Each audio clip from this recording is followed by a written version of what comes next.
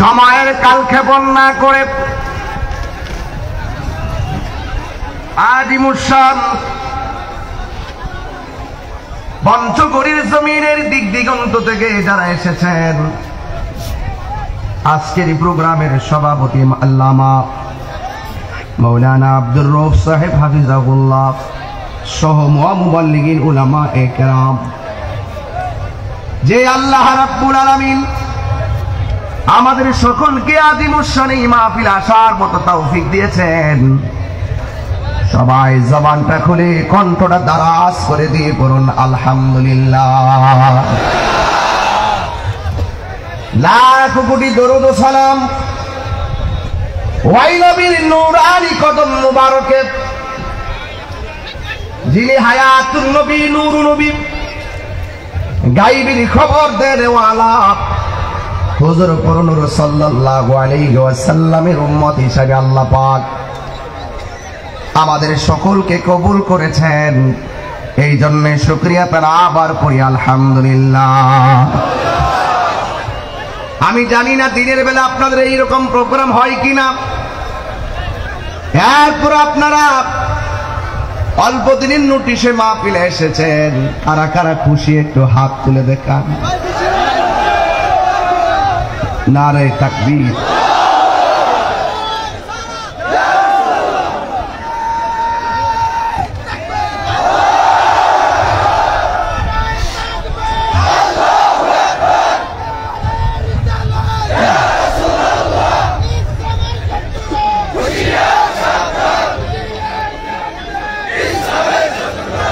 আমার যুবক ভাইরা, পঞ্চগড়বাসী একদম ইন্ডিয়ার বর্ডার,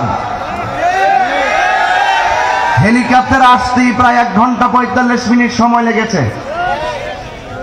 তো সুতরাং এত দূর আকাশ পথ পাড়ি দিয়ে যেহেতু এসেই পড়েছি, কিছু কথা হলেও বলতে হবে। কথা বলেন, ঠিক কিনা বলেন? ইসলাম শান্তির ধর্ম, ইসলাম মানবতার ধর্ম, ইসলাম ভ্রাতৃত্বের ধর্ম, ইসলাম একতার ধর্ম, ইসলাম সাম্যের ধর্ম।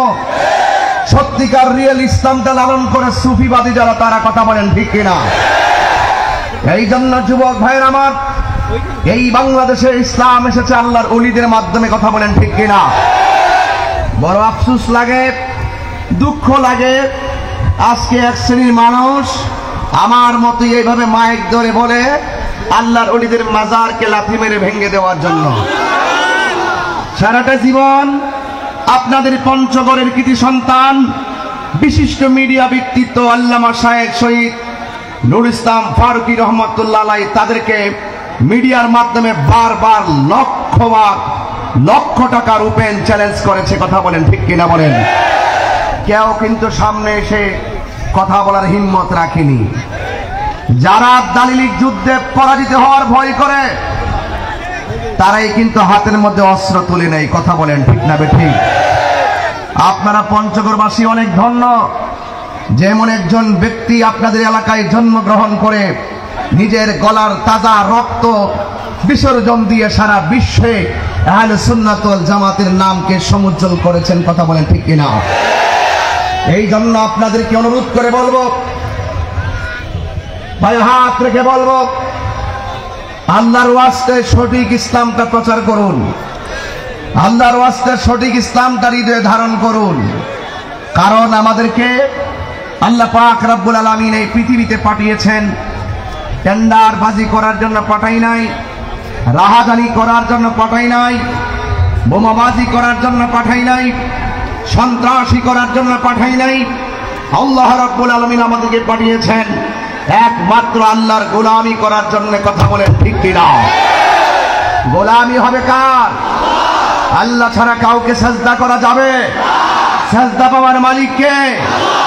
এরপরে এক শ্রেণীর মানুষ আমাদেরকে অপবাদ দিয়েছে সারা জীবন, আমরা নাকি মাজারে গিয়ে সাজদা করি। কথা বলেন, ঠিক কিনা? আমরা তাদের দাঁত বাংলা জবাব দেওয়ার সময় এসে গেছে। আমরা বলবো, আপনারা সঠিক ইসলামটা প্রচার করেন, রিয়েল ইসলামটা প্রচার করেন, যে ইসলামটা এমন ভাবে প্রচার করবেন যেখানে কোনো মারামারি থাকবে না, কাটাকাটি থাকবে না, রাহাজানি থাকবে না, বোমাবাজি থাকবে না, সন্ত্রাসী থাকবে না, থাকবে শুধু ভালোবাসা, থাকবে শুধু সাম্য, থাকবে শুধু একতা। কথা বলেন ঠিক কিনা বলেন? আমার কথায় কি কেউ রাগ করতেছেন? যে যেই রাস্তায় চলুন না কেন, একদিন আপনাকে মৃত্যুবরণ করতে হবে। এটাই সত্য, ইউনিভার্সাল ট্রুথ। একদিন আপনাকে চলে যেতেই হবে। আমি এখান থেকে কিন্তু ব্রাহ্মণবাড়িয়ার নবীনগর একটি মাহফিল করব, আবার ব্রাহ্মণবাড়িয়ার সরাইল গিয়ে আরেকটি মাহফিল করব। রাত্রে আরো দুটি প্রোগ্রাম সামনে রেখে আমি কিন্তু আজকের এই দিনটা খুঁজে বের করেছি কোন রকম ভাবে হাজিরা দেওয়ার জন্য। কিন্তু আপনাদেরকে দেখে অনেক ভালো লাগছে। আজকে প্রমাণ করেছেন যারা প্রখর রুদ্রের মাঝে খোলা আকাশের নিচে কোরআন সুন্নাহর আলোচনা শুনতে আসে, এরাই হলো জাতির শ্রেষ্ঠ সন্তান। কথা বলেন ঠিক কিনা? এই জন্য ভাইয়ের আমার, আল্লাহ যেন আমাদের এই ঘাম ঝরানো পরিশ্রমকে কবুল করে শুকর বলে আমিন। বন্ধু বন্ধুকে ডাক দিলে জবাব না দিলে কত অভিমান। স্বামী স্ত্রীকে একটা ডাকের জায়গায় দুইটা ডাক দিলে জবাব না দিলে কত অভিমান। বন্ধু বন্ধুকে ফেসবুকের মেসেঞ্জারে 3টা মেসেজ দেওয়ার পরে 4 নম্বর মেসেজ পাঠায় বলে কি দোস্ত তুমি কি আমাকে ভুলে গিয়েছো? কত জবাবদিহিতা। অথচ আল্লাহ পাক আমাদেরকে যে জন্য দুনিয়াতে পাঠিয়েছেন, দৈনিক কয়েকবার আপনাকে ডাক দেওয়া হচ্ছে। বলা হচ্ছে যখনই তোমাকে নামাজের জন্য ডাক দেওয়া হবে, তুমি সবকিছু ফেলে আল্লাহর ঘর মসজিদে চলে আসো। কথা বলেন ঠিক কিনা? আজকে আমরা সেই ডাকে সাড়া দেই না। আমরা ফজরের নামাজের ফরজ 2 রাকাত, 365 দিনে 730 রাকাত। জোহরের নামাজের ফরজ 4 রাকাত, 365 দিনে 1460 রাকাত। আসরের নামাজের ফরজ 4 রাকাত, 365 দিনে 1460 রাকাত। মাগরিবের নামাজের ফরজ 3 রাকাত, 365 দিনে 1095 রাকাত। ইশারের নামাজের ফরজ 4 রাকাত, 365 দিনে 1460 রাকাত। দৈনিক 5 বার আযান দেওয়া হয়, 365 দিনে 1825 বার আপনাকে ডাক দেওয়া হয়। কিন্তু আপনি কি করেছেন? সেই ডাকে সাড়া দেন নাই। কত অভিমান করে আপনি ঘুমিয়েছিলেন, কত অভিমান করে আপনি গল্প করেছেন। আমি এখনো দেখেছি, আমি ঘরে জোহরের নামাজ পড়েছি মুসাফির, আপনারা মাঠে জোহরের নামাজ পড়েছেন। আমি অত্যন্ত আনন্দিত হয়েছি, বেদনা পেয়েছি। ওই জায়গায় অনেকে দেখেছি রাস্তায় ঘোরাফেরা করেছে। আরে ভাই কেন? এটা তো আল্লাহর ইবাদত, আপনি সেখানে ঘুরলেন কেন? আপনার তো নামাজটা ছুটে গেল। যুবক, 1টি বছরে 1825 বার তোমাকে ডাক দেওয়া হয়, নামাজের দিকে আসো, নামাজের দিকে আসো। তুমি এশারের নামাজ না পড়ে ঘুমিয়ে পড়েছো, ফজরের নামাজ না পড়ে ঘুমিয়ে পড়েছো, তুমি সূর্য ওঠার পরে ঘুম থেকে উঠেছো। হেলাই হেলাই কাজ সব নষ্ট হয়ে যাচ্ছে, খেলতে খেলতে মূল্যবান সময় নষ্ট হয়ে যাচ্ছে, কিন্তু তুমি একটু খেয়াল করছো না। আমি আপনাকে শুধু এটাই বলতে চাই, আপনি যেভাবে সময়গুলো ছেড়ে দিয়েছেন, বারবার আল্লাহ আপনাকে ডাক দিচ্ছে, আপনি যাচ্ছেন না। যেইভাবে ঘুমিয়ে থাকেন, বান্দা বান্দাকে ডাক দিলে জবাব না দিলে যেই অভিমান করে, আল্লাহ যদি আমাদের প্রতি একটু অসন্তুষ্টি হতো, ঘুমের ঘরের ভিতরে রুহুটা নিয়ে যেতে পারত। কথা বলেন ঠিক কিনা বলেন? আমাদের রুহু না নিয়ে আল্লাহ আমাদেরকে বাঁচিয়ে রাখছেন যে হায়াত তো একদিন চলে যাবেই। আল্লাহ রুহু না নিলে একদিন তো মৃত্যু হবে, কিন্তু আমাদেরকে প্যারালাইসিস করে ফেলা রাখতে পারতো, বোবা বানায় ফেলা রাখতে পারতো, যে মরণ তো একদিন হবে। তোরা নামাজ পড়লি না কেন? রাত্রে ঘুমিয়েছিলে কেন? বান্দা বান্দাকে ডাক দিলে জবাব না দিলে কত অভিযোগ, জবাব দিলা না কেন? আর তোকে আমি ডাক দিচ্ছি, নামাজে আয়, নামাজে আয়। এটা নুদি আলিস সালা, আরে আয় না, নামাজের জন্য আয়। তোকে ডাক দেওয়া হয়েছে, আয়। ব্যবসা ছেড়ে দে, কাজ ছেড়ে দে, একবার হাসতা আমার কুদরতি কদমে সেজদাটা লাগায় যাস না। এরপর আমি ঘুমিয়েছিলাম মোবাইলটা নিয়ে, ফজরের আযানের সময় আমি ঘুম থেকে উঠি নাই, মোবাইলটা চার্জ দিয়ে আমি কোনো রকম আবার ঘুম গেলাম।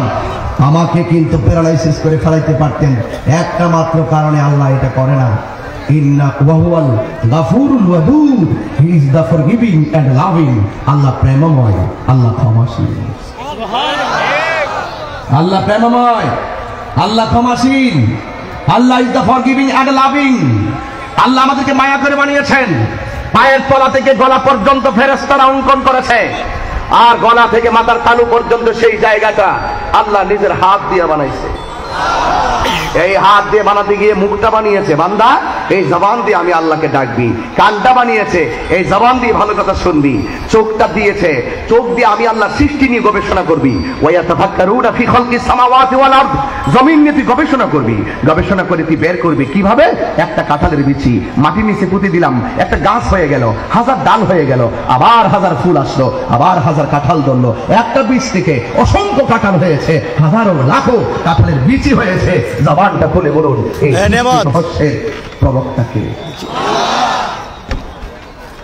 আল্লাহ বলে করে আমি চোখ দিয়েছি, তুই সব দেখে আমি আল্লাহকে গবেষণা করবি। 5 মিনিট ল্যাব করার পর বড় কথা হলো তুই খাইবি, চলবি, ফিরবি, ঘুরবি, কিন্তু মাঝে মাঝে এই কপালটাকে মাটির মধ্যে লাগিয়ে দিবি, লাগাই দিয়া বলবি সুবহান রাব্বিয়াল আলা। বান্দারে তুই যখন কপালটা লাগাই দিবি আমি আল্লাহ তোর জীবনের গুনাহ মাফ করে দেব। সুবহানাল্লাহ, সুবহানাল্লাহ। তাহলে আজকে থেকে ওয়াদা করুন, আমরা নামাজ ছাড়বো না, নামাজ ছাড়বো না।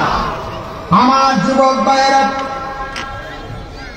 দীর্ঘক্ষণ কথা বললাম এই জন্য, এই কথাগুলো আমি শুরু দিয়ে বললে অনেক সময় চলে যেত, এই জন্য আমি মুখের কথা বলে বলে একটা গুরুত্বপূর্ণ নামাজের তথ্য দিলাম। তোমাকে 1825 বার নামাজের জন্য ডাক দেওয়া হয়, কিভাবে আমার কাছ থেকে শুনুন। হাইয়া আলাস সালাহ,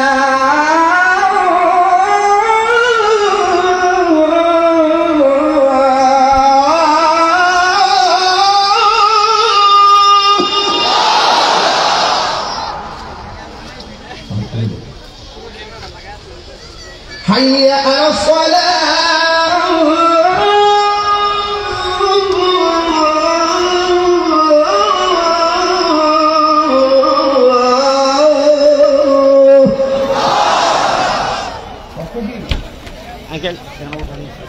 অর্থ কি? নামাজের দিকে আসো। কষ্ট আপনার না করলে আমি জানি যে আপনার কষ্ট আছে, এটা সাধারণ জিনিস না। একটা ছেলে ওয়াজ করবে, আমি তো আপনাদের ছেলে বয়স, বন্ধু বান্ধব সব এখানে আমার সমবয়সী ম্যাক্সিমাম 75%। এই মানুষটা কথা বলবে আর আপনাদের রোদ্রের মধ্যে বসে শুনবেন। আমার তো মনে হয় 1 ফুটা ঘাম ধরে গেলে এই ঘামটা মিজানের পাল্লায় তুলে আল্লাহ আপনাদেরকে না যাতে টিকিট দিতে পারে। পারে কিনা বলেন না? আপনাকে নামাজের জন্য ডাক দেওয়া হলো, নামাজ দিতে আসো, কল্যাণের দিকে আসো, হাইয়া আলাল ফালাহ।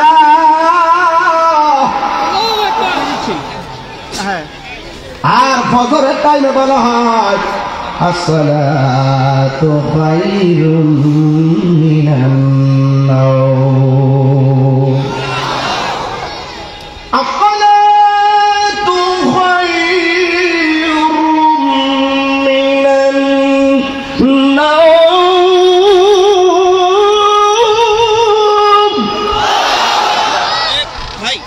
এইভাবে আপনাকে বলা হচ্ছে নামাজ থেকে ঘুম উত্তম নাকি ঘুম থেকে নামাজ উত্তম? ঘুম থেকে নামাজ উত্তম। এরপর আমি ঘুমায় রইলাম, আল্লাহ আমাদেরকে মারে না। আল্লাহ ইচ্ছা করলে আমাদেরকে পাগল অসল বানায় ঘরে পালায় রাখতে পারতো। আল্লাহ কিন্তু আমাদের পাটা অসল বানায় বুঝাইয়া দিতে পারতো, পাটা সুস্থ ছিল, তুই মসজিদে যাস নাই। এরপরে আল্লাহ আমাদেরকে বাঁচায় রাখতেছেন, খাওয়াইতেছেন, পড়াইতেছেন, চলাইতেছেন, গল্প করতেছি, ব্যবসা করতেছি। এরপর আল্লাহর দিকে আমরা মোতাবাজ্জো হয় না।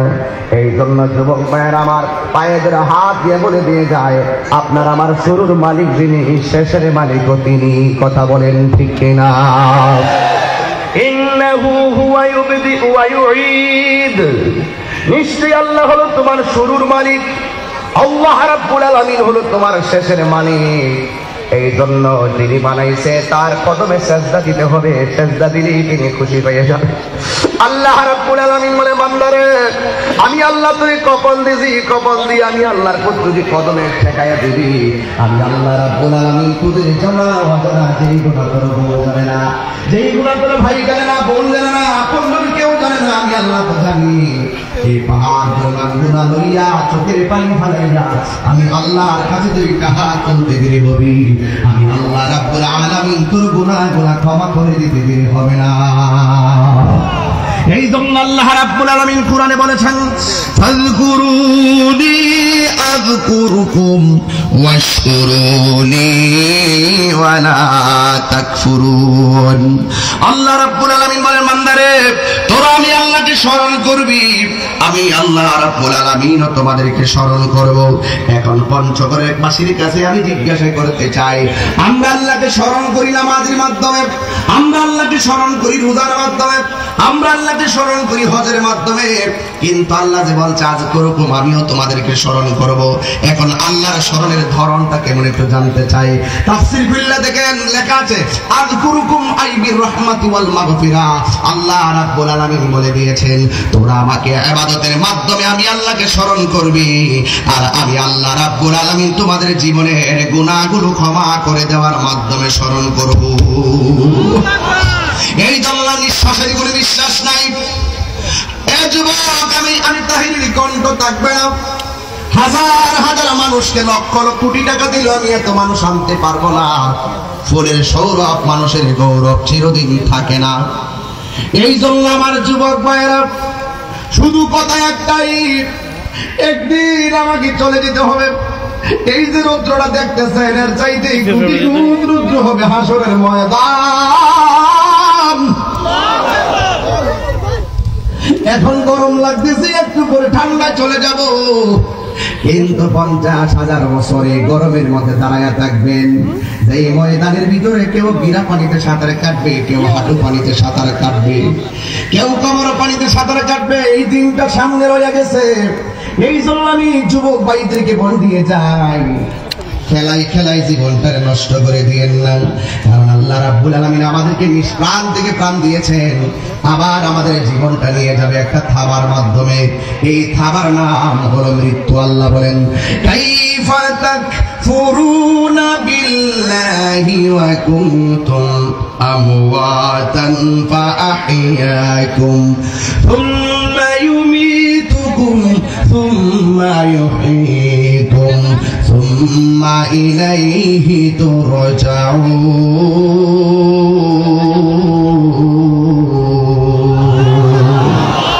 কোরআন শরীফ পড়লে কি খারাপ লাগে? অশান্তি লাগে? একটু বড় করে বলুন আল্লাহু আকবার। আল্লাহ দেখে কিনা, শুনে কিনা? আবার প্রতি শুনেন। আলিমুল গায়বি ওয়াশ শাহাদাতি হুয়ার রাহমানুর রাহিম।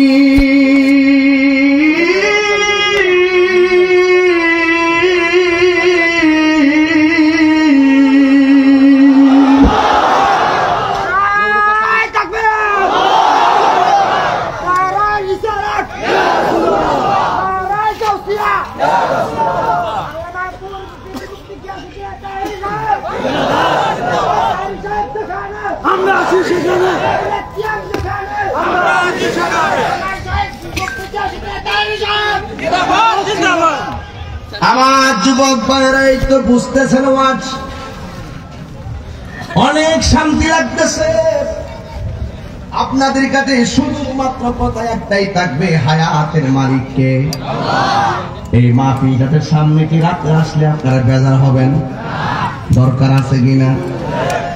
হায়াতে বেঁচে থাকলে আবারও দেখা হবে ইনশাআল্লাহ। কিন্তু কথা একটাই, বাঁচতে হলে বাঁচার মতোই বাঁচতে হবে। কথা বলার বিরুদ্ধে কথা বললাম, মাটির উপর ইসলামের বিরুদ্ধে কথা বললাম, মাটির উপরে সন্ত্রাসী কইলাম, মাটির উপরে বোমাবাজি কইলাম, মাটির উপরে অগ্নি সংযোগ কইলাম, মাটির উপরে ফেলকে মানুষকে হত্যা কইরা, মাটির উপরে চইলা সুদ খাইয়া, মাটির উপরে চইলা ঘুষ খাইয়া, আল্লাহর ওলির বিরোধিতা কইরা মাটির নিচে যাইয়া জান্নাতের বাগান পাওয়া যাবে না। কথা আমি বোঝাতে সক্ষম হচ্ছি না আপনাদেরকে। আমার কথা বুঝতে অসুবিধা হয়? এই জন্য আল্লাহ বলছেন তোরা ছিলি মুর্দা, আমি আল্লাহ জীবন দিয়েছি। নিষ্প্রাণকে প্রাণ দিয়েছেন একজন। হাত থেকে বলতে চাই, জীবন দেওয়ার পরে তিনি প্রার্থী হয়ে গেছে একটা মাথা, আর আমি হয়ে গেলাম বাইরের ক্যানভাসার। প্রার্থী হওয়ার সুযোগ দিছে কে? ক্যানভাসারিং করার সুযোগ দিছে কে? আমি হইলাম ক্যানভাসার। জীবন পাওয়ার পরে কেউ 10 তলা বিল্ডিং এর মালিক, জীবন পাওয়ার পরে আসলে সবের নাম কি? নুরুল ইসলাম সুজন বলছে না, রেলমন্ত্রী। জীবন পাওয়ার পরে তিনি মন্ত্রী হয়ে গেছে। জীবন পাওয়ার পরে কেউ বিল্ডিং এর মালিক, টিনের ঘরের মালিক, মাটির ঘরের মালিক, কেউ 10 লক্ষ টাকার মালিক, কেউ 10,000 টাকার মালিক। আল্লাহ বলে, এ বান্দা, আমি আল্লাহই তোর মালিক বানাইছি, আমি আল্লাহই তোর রাজত্ব দিছি, আবার আমি আল্লাহ নিয়ে যাবো। আমি আল্লাহ একটা খাবার মাধ্যমে তোর সব মালিকানা শেষ করে দিব। ওই খাবার নাম হলো সুম্মা ইউমিতুকুম। অতঃপর আমি আল্লাহ তোমাদেরকে মৃত্যু দেব। মৃত্যু সবাইকে যেহেতু মরতে হবে, ভালো মরণ আমাদের দরকার আছে না নাই? আল্লাহ বলে, বান্দারে আমি আল্লাহ জীবন দেওয়ার পর মরণ দিয়া কবরে যাওয়ার পরে আমি আল্লাহ তোকে আমার জীবন দিব। এই জীবনের পর আর মরণ হবে না। এখানে হাজার হাজার লাখ বছর মাটিতে পড়ে থাকবেন। আজ থেকে 1200 বছর আগে যারা কবরে পড়ে আছে তাদের কবরের চিহ্ন কারোর কাছে নাই। অনেকগুলো কবর আছে। আজ থেকে প্রায় 300 বছর আগে যারা মারা গেছে তাদের নামও আমরা জানি না। ঠিক কিনা বলেন? আপনি জানেন না? জানেন না? বাচ্চা তো বুঝাই দিয়ে তিনি বলছিল। আপনার নাম কি? জাহিদ হাসান। আপনার বাবার নাম কি? নজরুল ইসলাম। আপনার দাদার নাম কি? বাচ্চা। হ্যাঁ, আচ্ছা। আপনার দাদার বাবার নাম কি? ওয়াজটা বুঝছিলেন আপনারা? দাদার বাবার নামটা কি? 150 বছর পরে আবার মনে রাখবেন। আরে 150 বছর পরে তার দাদার বাবার নাম বলতে পারে নাই, কিন্তু পঞ্চগড়ের এমন এক সন্তান বুকের তাজা রক্ত দিয়ে দুনিয়া থেকে বিদায় হয়েছে। কিয়ামত পর্যন্ত আল্লামা শহীদ নুরুল ইসলাম ফারুকীর নাম মনে রাখতে করতে পারেন।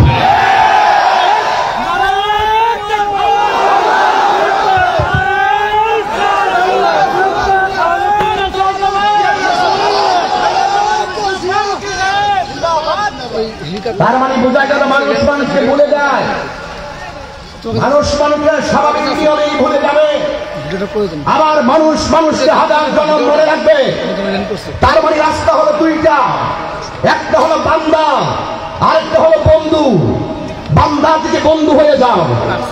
হযরত শাহজালাল ইয়ামানি রাহমাতুল্লাহ আলাইহি 750 বছর পরও আমাদের ঈদে আসে না। গতকাল মাননীয় প্রধানমন্ত্রী সিলেট গিয়ে মাজার জিয়ারতের মাধ্যমে নির্বাচন প্রচারণা শুরু করেছে। কথা বলে ঠিক কিনা? এই জন্য যুবক ভাইয়েরা আমার তো ভিতরে কথাগুলো অনেক গরিব কাতার দিকে যখন তাকায় মনে চায় এবিসিডির মতন বলে বলে সব শেষ করতাম, কিন্তু এটা দরওয়াজার ধরনা সিস্টেম না করে দিয়ে যায়। তারপর জনম জনম কবরে পড়ে থাকবা। এই ছেলেটা দাদার বাবার নাম বলতে পারে নাই, তার মানে আমি মিথ্যা ওয়াজ করি নাই। আপনি যতই চাপাবাজি করেন, মানুষের মতো মানুষ না হয়ে গেলে মানুষ ফেসবুক থেকে 3 দিন পরে আপনাকে আনফ্রেন্ড করে যদি কথা বলেন, ঠিক কিনা? আপনাকে ফ্রেন্ড লিস্টে রাখবে না। 3 দিন তাহিরি মারা গেলে, আহমদ ফারুকী হাফিজাহুল্লাহ মারা গেলে ফেসবুক 3 দিন পর্যন্ত গরম, কিন্তু দেখবেন 4 দিনের মাথায় আর আমার কথা কেউ দেখবে না। 1000 জনম পর্যন্ত কবরে পড়ে থাকবো, আমার কবরে কাছেও কেউ যাবে না। সত্যি আমি অনেক ক্লান্ত। রাত্রি 3টা মাহফিল করে সকালবেলা স্ত্রী ডাকা চাইছা এরপরে বলে দিয়ে যায়, আপনাদের এই কবর মায়া লাগবে সামান। এই কবরের মধ্যে আমরা 1000 জনম পড়ে থাকবো। এই কবর থেকে আমরা উলঙ্গ অবস্থায় হাসরের ময়দানে উঠবো। আয়েশা সিদ্দিকা রাদিয়াল্লাহু তাআলা আনহা বলেন, ইয়া রাসূলুল্লাহ, উলঙ্গ অবস্থায় উঠলে একজন দেখো আরেকজনে দেখতে ফেলাবে, কেমন লজ্জা করবে পা। আমার নবী বলে, আয়েশা নারে না, কেউ তাহার থেকে 1 সেকেন্ড তাকাইবার সুযোগ পাবে না। মাথা রাত বিঘা আকাশ উপরে সূর্যটা থাকবে, এত লক্ষ কিলোমিটার উপরে সূর্য, আমার কত কষ্ট লাগতেছে। আর এই পাথরে চাইতে 1000 গুণ তাপমাত্রা সূর্যটা। এবার সুরমার কাঠিটা যত বড়, এই পরিমাণ সুরমার কাঠি পরিমাণ মাথার উপরে সূর্যটা থাকবে। এই সূর্যটার এইটা মাথার মধ্যে এমন ভাবে তাপ দিবে, মাথার খুলিটা সেকেন্ডে উড়ে যাবে। বাতের মাছ যেমন করে টকবক টকবক করে, মানুষের মাথার মগজগুলা টকবক টকবক করে উড়ে যাবে। মা চিনবে না, বাবা চিনবে না, ভাই চিনবে না, বোন চিনবে না। এমন একটা ময়দান, যেই ময়দানে কেউ কারো দিকে ফিরাও তাকাবে না। সবার জবানের ভিতরে শুধুমাত্র নাফসি নাফসি বলে থাকবে। আল্লাহর হাবিব সাল্লাল্লাহু আলাইহি ওয়াসাল্লাম বলেছেন, ওই ময়দানটা মানুষ এমন করে কান্না করবে, হায় হায় করে। এক শ্রেণীর মানুষের সামনে থাকে যাকে সাপ এসে দাঁড়ায় যাবে। মানুষের ডাক দিয়া বলবে, সাপ তুমি কেন আমার সামনে দাঁড়ায় গেছো? সাপে ডাক দিয়া বলবে, বেশি কথা বলবা না, বেশি কথা বললে সবাই একদিকে সুবুল দিব। আল্লাহু আকবার। এই মুহূর্তে পঞ্চগড়ের জমিনে যদি একটা সাপ মাঠের মধ্যে ঢুকে যায়, এই সাপ তার সাপ মনে করে সবাই ভুলে যাবেন। কিন্তু না না না, হাসরের ময়দানের সাপটা কিন্তু আপনি আপনি বারবার ধরবেন না, একবার সেটিং করে। এখন তো কমে গেছে একদম। আমার যুবক ভাইয়েরা, ওই যুবক একেবারে সাপগুলো বিষাক্ত। এমন একটা সাপ যদি দুনিয়ার জমিনে কোনো বাগানে যদি বিষটা ছাড়তে, ওই গাছগুলা জলে পড়ে ছারখার হয়ে যাইত। এমন লক্ষ লক্ষ সাপ দাঁড়ায় যাবে একটা মানুষের বরাবর। মানুষ ডাক দিয়া বলবে, তুমি আমার সামনে কেন দাঁড়াইছো? সাপটা বলবে, বেশি কথা বলেছো, বল দিয়া দিব। এবার সাপের ভয়ে মানুষটা হাসরের ময়দানে একটা দৌড় দিবে। দৌড়তে দৌড়তে দৌড়তে দৌড়তে সে ক্লান্ত এক সময় দাঁড়ায়া যাবে।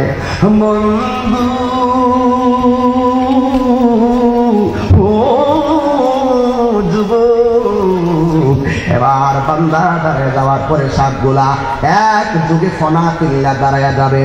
জিজ্ঞাস করা হবে, তুই ফনা তুল্লা দাঁড়াইছো, আমি তো আর ধরতে পারি না। সাপে বলবে, তোর দুইটা হাত সামনে বাড়া। আল্লাহু আকবার। সামনে দুইটা হাত বাড়া, দেয়ালে পিঠ থেকে গেলে আর উপায় নাই। এবার সামনে দুইটা হাত বাড়াবে, ওই দুইটা হাত দিয়ে সাপগুলা এই জায়গা পর্যন্ত আসবে। কপাল বরাবর সাপগুলা আবার সুবলের মতো করে ফনা তুললে দাঁড়ায় যাবে। জিজ্ঞাসা করা হবে, এইভাবে দাঁড়াই না কেন? কই তোর মুখটা হা কর। আরে বাবা, মুখটা হা করতাম কেন? ওই বেশি কথা বললে কপালে সুবল দিব। এবার মুখটা হা করেছে। লক্ষ লক্ষ সাপগুলা এইভাবে হাত দিয়া উঠে মুখ দিয়া প্রবেশ করে ঘরের পেটের ভিতরে ঢুকে যাবে। হাদিস শরীফের ভাষা হলো কালবিউতিন, ঘর সমূহের মতন তার পেটটা হয়ে যাবে। সাপগুলা পেটের ভিতরে ঢুকবে, পেটগুলো আস্তে আস্তে এমন বড় হয়ে যাবে, 1 ইঞ্চি সামনে পাটা ভারীর কারণে ফেলতে পারবে না। এবার আমার নবী আল্লাহরে ডাক দিয়ে, আল্লাহ এরা কারা গো? এমন ভাবে সাপ কেন তাদের পেটের ভিতরে যাচ্ছে আর এমন ভাবে সুবল মারতেছে? এই সুবলের কারণে জাহান্নামীরা বলতেছে, আল্লাহ এই বিয়াদবটারে এখান থেকে নাও, তার কর্কশ আওয়াজে আর ভালো লাগে না গো আল্লাহ। আল্লাহর হাবিব ডাক দিয়া বলে, ও আল্লাহ এরা কারা? যাকে যাকে সাপ মুখ দিয়া প্রবেশ করেছে হাসরের ময়দানে কেন গো আল্লাহ? আল্লাহ ডাক দিয়ে বলে, বন্ধু আমি আল্লাহ এদেরকে সম্পদ দিয়েছিলাম, কিন্তু সম্পদগুলো হালাল কাজে বেশি করে নাই। ওরা দুনিয়ার জমিনে যত টাকা হারাম খেয়েছে, আমি আল্লাহ রাব্বুল আলামিন সবগুলো হারাম টাকার সাপ বানাইছি। আজকে যে সাপগুলো ঢুকছে, এই সবগুলো অবৈধ পথের টাকা। কথা বলেন ঠিক কিনা? তার মানে বোঝা গেল, দুনিয়া के लिए आखिरत बर्बाद ना करो, दुनिया के लिए आखिरत बर्बाद ना करो। किसी इंसान को खुश करने के लिए अल्लाह को नाराज ना करो। दुनिया करे आखिरत के बर्बाद अल्लाह के बेजार करो। दुनिया करे आखिरत দুনিয়া করে আখিরাতকে বরবাদ করা যাবে না। দুনিয়ার কোনো মানুষকে খুশি করতে যাইয়া আমার আল্লাহরে বেজার করা যাবে না। কথা বলেন না ঠিক কিনা? এই জন্য আপনারা জবানটা খুলে কোন সুদ খাওয়া কি হালাল না হারাম? এটা কি মোল্লার কথা না আল্লাহর কথা? আমি কি দলিলটা দিয়ে দিব? আহাল্লাল্লাহুল বাই'a ওয়া হারামাল হাবিবা।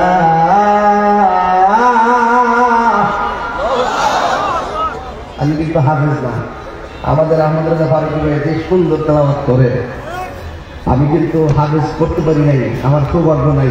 এরপরে যে তেলাওয়াত করে অনেক কথা ভুল হয়ে গেলে আমার ক্ষমা করে দিয়ে, তবে ভুল হয়ে ধরাই দিয়ে আমি খুশি হব।